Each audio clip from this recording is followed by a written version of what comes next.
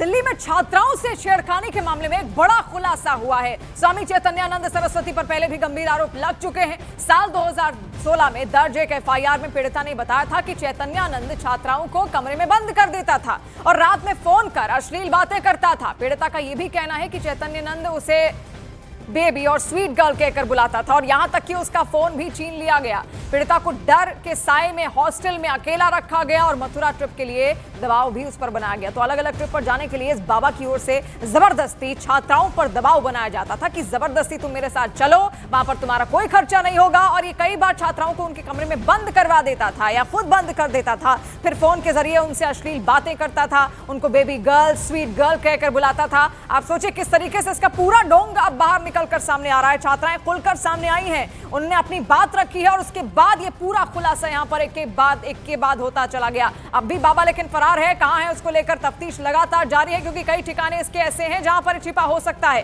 कहते हैं कि बाबा फोन का इस्तेमाल बहुत कम ही करता है और इसी वजह से इसके सहयोगियों के जरिए इसको ट्रेस किया जा रहा है। अब हम आपको पीड़ित छात्रा के दोस्त और कॉलेज के पूर्व छात्र की बात सुनवाते हैं, जिसमें उन्होंने बाबा चैतन्यानंद पर बड़े खुलासे किए। दिल्ली के घिनौने बाबा की जो काली करतूत सामने आई है, उस पर न्यूज 18 इंडिया सबसे बड़ा खुलासा करने जा रहा है। हमारे साथ तो उस इंस्टीट्यूट के वसंत कुंज के उस इंस्टीट्यूट के एक पूर्व छात्र न्यूज 18 इंडिया पे लाइव मौजूद हैं। और ये छात्र इसलिए भी सबसे ज्यादा महत्वपूर्ण हो जाते हैं क्योंकि 2016 में इस पार्थ सारथी नाम के जो बाबा है, जिसके खिलाफ दिल्ली के वसंत कुंज पुलिस स्टेशन में छेड़खानी की जो एफआईआर दर्ज हुई थी, उस दौरान जो पीड़िता थी, पीड़िता की काफी मदद की। ये पार्थ सारथी की सारी काली करतूत के बारे में पूरा कच्चा चिट्ठा जानते हैं। तो सबसे पहले हम इनसे सीधे बात करते हैं। हम आपसे ये जानना चाहेंगे कि आप किस वक्त इस इंस्टीट्यूट में स्टडी करने के लिए आए थे सबसे पहले? जी 2010 के बाद में आया इंस्टीट्यूट में। तो तब ये पार्थ सारथी वहां पे किस पद पे काम कर रहे थे? As a trustee. तो किस तरह की इस गतिविधि थी इस बाबा की? जब आप आए, आपने 2010 में देखा, क्या इसको क्या अंदर कोई दफ्तर मिला हुआ था? क्या पद थी, क्या डिजिग्नेशन इसकी थी? देखिए, हालांकि जब ये इस कॉलेज में मैं आया उस समय तो एडवर्टीजमेंट के थ्रू जो टेलीकॉलर्स होते थे वो फोन करते थे स्टूडेंट को और इस कॉलेज में एडमिशन लेने के लिए। सो ये पीजीडीएम और एमबीए कोर्स कर रहा था, बट एक पीजीडीएम डिग्री प्रोवाइड करते थे। और ये सिंगड़ी मठ का ये कॉलेज था और ये वातावरण बहुत अच्छा था। और यहाँ पे जो साफ सफाई की बात करें वो काफी हाइजीन हुआ करता था उस टाइम पे। और ये चीजें उस समय स्वामी के बारे में मुझे कुछ भी नहीं पता था, बट मेरे को जब उस कॉलेज में एडमिशन मिला, एडमिशन के पहले जो चीजें बताई गई कि आपको यहाँ पे फॉरेन ट्रिप मतलब इंटर्नशिप प्रोवाइड की जाएगी, आपको अच्छा प्लेसमेंट होगा, इस तरह की बहुत सारी चीजें उन्होंने कॉलेज के टाइम पे एडमिशन के टाइम पे बोला गया।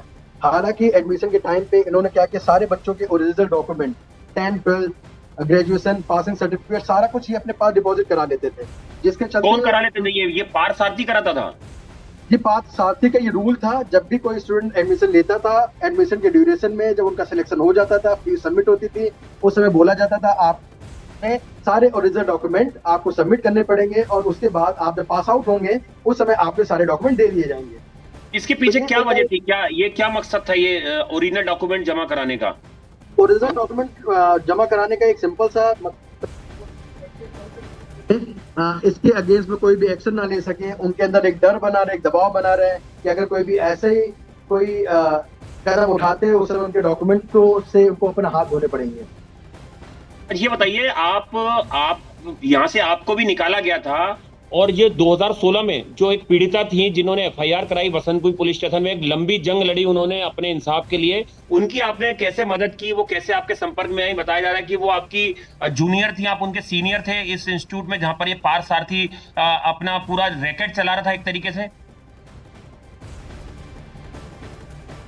देखिए, मैं इसमें तो नहीं देना चाहूंगा।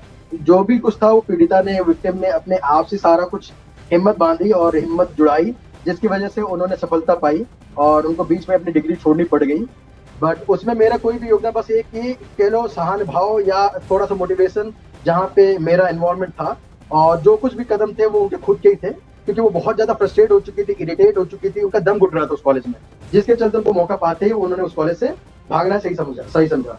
आपको बताई होगी ना उन्होंने अपनी आप भी थी, किस तरह से ये क्या फेवर मांगता था, क्या दबाव बनाता था? सुना कि बाहर ट्रिप पे ले जाने का भी इसने वादा किया था, और कुछ उत्तराखंड भी ये कुछ छात्राओं को अपने साथ लेके गया, वहां पे भी इसने कोई अश्लील कमेंट्स पास किए हैं छात्राओं पे।